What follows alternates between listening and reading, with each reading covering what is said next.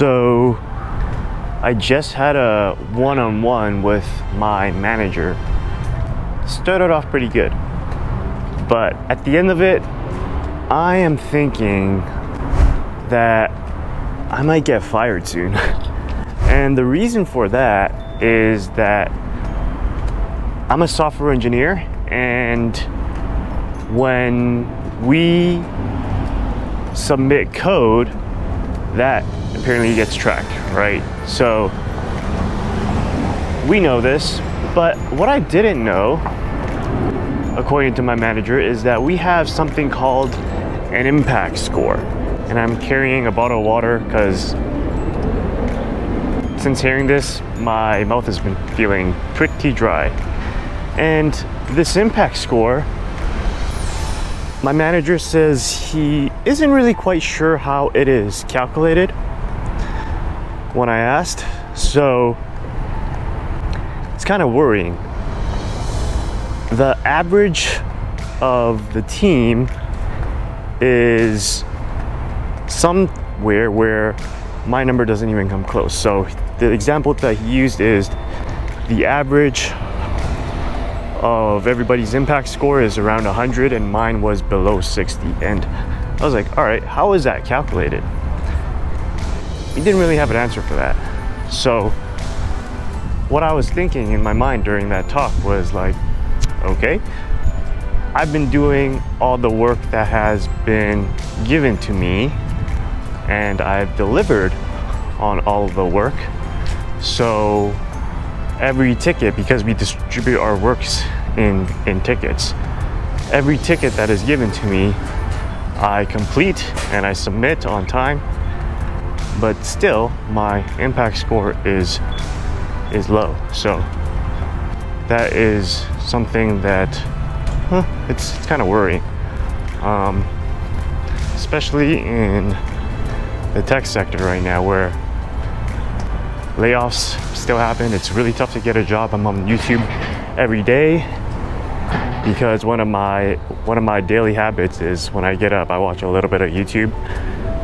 It's the reason why I'm making these videos, right? So on those videos, I do recognize that a lot of workers who are laid off, some people have been struggling for over a year to get a job, and I don't want to be in that position, but I'm preparing myself to be in that position. The job market is tough, the economy is slowing down, and if you know anything about inverted yield curves, it's getting to the point of becoming inverted. And apparently what I know is that when that happens, that is when a recession happens. So when you're out of a job during a recession, that is not happy living. So that's the situation right now. And yeah, it's got me kind of nervous. I mean, if I do lose my job, I lose my job. God has a bigger plan for me, I guess. So if you're watching this right now, then the lesson I want you to learn is that, especially if you're in your 20s, because I wasted a lot of my 20s just screwing around. I mean, dancing and partying and spending a lot of money. And when you're on a salary, that's money that can potentially make you feel less stressful, because you know, I do have like 20K saved up, and I do have investments that are aside from that 20K, but I don't want to sell my investments. I don't want to sell my Bitcoin. So, you know, this situation would be a lot better if I had side hustles that can support my living, but I just don't have that right now. And you know, I had the YouTube channel with 20,000 subscribers, decided to restart, and I'm doing this new YouTube channel. So this is gonna take some time to get monetized. You know, 1,000 subscribers and 4,000 hours of watch time. But in a sense, I feel like, you know, if I get laid off, then hopefully they'll give me the 8 months of severance pay. And I say 8 months because I think for my company, they're a great company, don't get me wrong, they're in education. I think that for every year you've been in service with them, you get a month. So that's where I get 8 months from, because I've been with them for almost 8 years. So from 2016 until now, yeah, that's 8 years. So that would give me some good runway to not have to worry about money and can really double down on the side hustles that I've been doing. I have another idea to build or test another idea that I have with Google Ads in my head right now, something around a buzz wall. Kind of go out there and scrape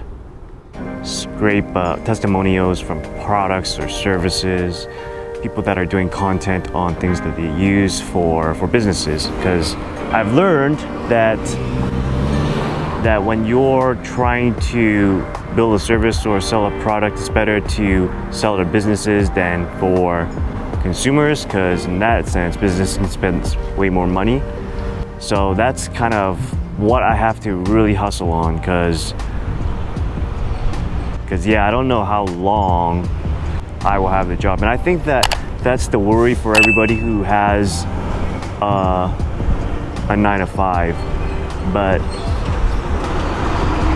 normal education, I mean, like everywhere, I feel like every country raises their citizens to become cogs in the machine, right? That's the same way for me. My parents, well, actually, my dad has always been an entrepreneur. It's just that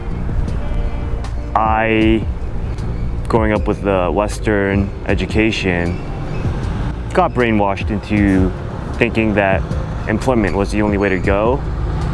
And it's only now where I thought about, all right, I need to make a business so I don't have to feel this way, because it's scary. I mean, like there's people who've been out of a job and they're running out of money, and I know they're in a worse situation that I am in, but I guess this is better than just having it sprung up on you when you come into work one day and they're like, yeah, you can't log in because you don't have a job anymore. In this sense, I kind of have some sort of preparation to the inevitable. I mean, my manager has told me that, you know, he doesn't believe in this impact score because, first of all, we don't know what are the factors that goes into it. And if you're in the same situation where, you know, you do all the work, you deliver all the work that's given to you, but they still say that you're not making as big as an impact compared to everybody else. Well, my thought about that was that, all right, they're not giving me enough work, and you know, that's a contributor to it. And you know, that fault also lies on me, where I can also ask for more work. You know, I'm also at a point where I've been with this company for 8 years, and if it comes to happen that I get my job taken away from me, I lose the one income that I have, which is why I always promote or preach to try to diversify your income as soon as possible, so you won't be stuck in the situation that if you lose your job, you lose your income, you still have a way to feed yourself. Because if you're playing defense, which now I'm thinking of, the thing to do is, all right, now I have to get out of this apartment, which you see at the back here, because it's really expensive. $1,800 per month, which is expensive for Dallas. And a cute dog just walked by. Check it out. Isn't he cute? But you see that apartment over there, right behind this big flag? Yeah, that apartment is, my friend lives over there, and he has a 2-room for $1,600. He was renting 1 room for $1,300. This one is $1,800 for a 1-room. But it was like my only option when I moved down here to Texas, because nobody was willing to actually do a virtual tour with me other than this apartment.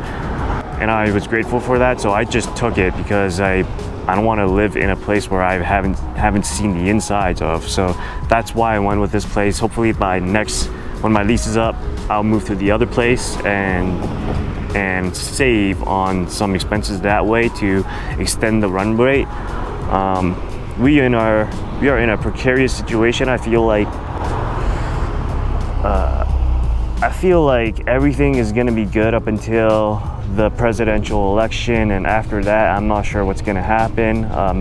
I was actually sitting right here on this chair, on this bench right now, last week, and there's usually this guy that does like farmers carries around this neighborhood. He's like a local celebrity because he comes in here, wears like a vest with AR-15 magazines, a full vest with like 8 mags, 4 in the front, 4 in the back, and he's a celebrity.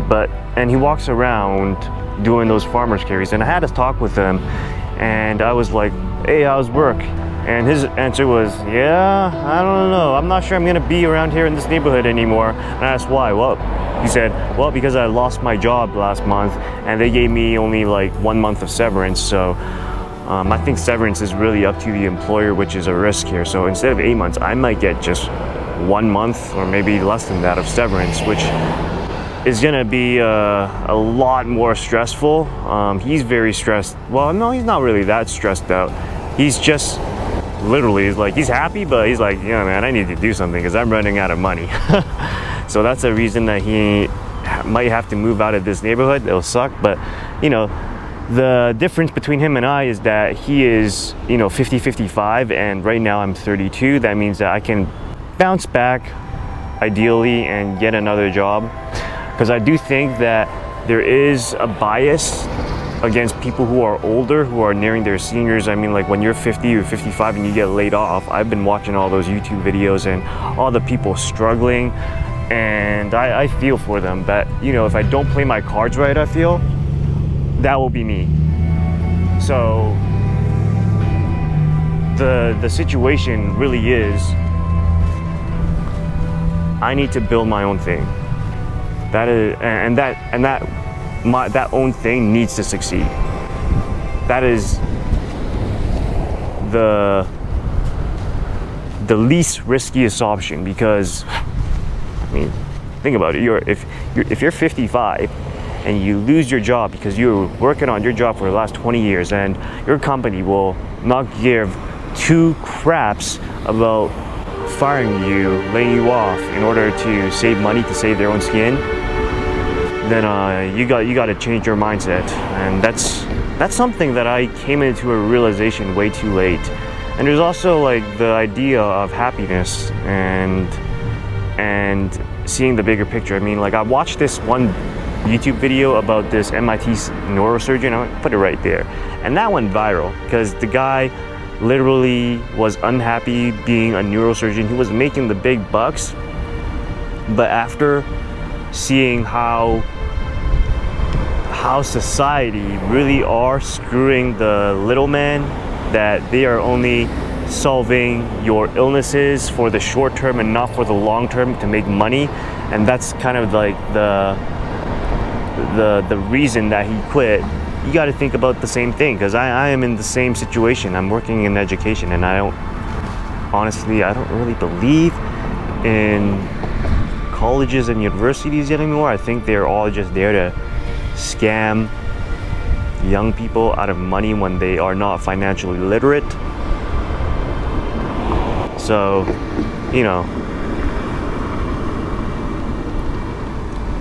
losing the job would suck, but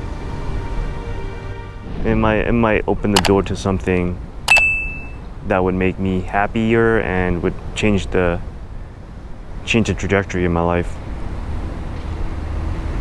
I also think that I really gotta wake up earlier because waking up has been tough, and I feel like when I wake up earlier, I have more time to do deep work, to actually work on side hustles and businesses, so that I can de-risk myself from the situation of not having a job. But doing YouTube and social media is great and all, but you have to have a product to sell. And I've been thinking about like the skills that I have and where those skills can apply, because my trade is literally software engineer, right? I make stuff for you to use on your internet browser or your mobile device. So that's what I do. But you know, since the tech sector is so tough, I've been thinking about if I lose my job, then maybe I do a big reset and go do some blue collar jobs. So I was looking at like, all right, what's the highest blue collar jobs out there? And believe it or not, those guys that fixes elevators and escalators, they make the most bang for the buck. But the thing about blue collar jobs is that you can't be working on your side projects, or if you have some downtime, then you know you're just wasting that time, which is what I don't want to do. When you're working at a desk job, a white collar job, if you have some downtime, you can actually use that to maybe open up a book and study or something, or maybe work on your side hustles. But you can't really do that with the blue collar job. But yeah, it's been a longer video than I expected, but I really wanted to make this one since I still have the feeling of I don't want to use the word fear, but I'll just use the word fear for now, because that impact score, man, we don't even know what it is. And my manager was like, it's arbitrary, it doesn't tell the whole picture, but I know that there's going to be people who use it as a heuristic, who use it as a bias, that one factor is going to affect their whole judgment, and they'll be like, all right, Donald, you're out of a job because of this one impact score. That would really suck. So I guess the lesson for today, if you're watching this, and hopefully you're watching this when you're in your 20s and not as old as I am, which people say I'm not that old, but 33, I feel like time is creeping up. The lesson here is to really don't save your money, because money that can be printed, like the US dollar, is not worth a lot. But you can party and you can have fun, but do be mindful about how much you're spending. Make sure to invest more than you go party. I mean, like, I was partying and going to dances and traveling to other states like every other weekend, and that was a lot of wasted time and money. Now I just stay home and figure out how can I make money from a side hustle, because that's gonna save me if I ever lose my job, which is what I'm worrying about right now. So the lesson here is think more about how you can make money from your side hustles, if you have side hustles, or if you have one business that you own, think about how you can diversify that business. Because what if that business suddenly fails? Something happened and it fails. Well, you need another source of income. So diversifying your income streams. If you have a job right now, please think about how to get out of that job. Don't wait for your manager to come in and say, you know, your impact score is not as high. It's actually way below average. So we need to do something about that, or it's going to be bad. Don't wait for that to happen. You have to be one step ahead of the game, so that you don't have to play defense and you're playing offense instead. Because I feel like you can really prosper if you're playing offense more than defense, which is where I wish I would be right now, but I'm not. So I have to play a little bit of defense, and hopefully this video has been helpful to you. Other than that, I'll see you in the next one.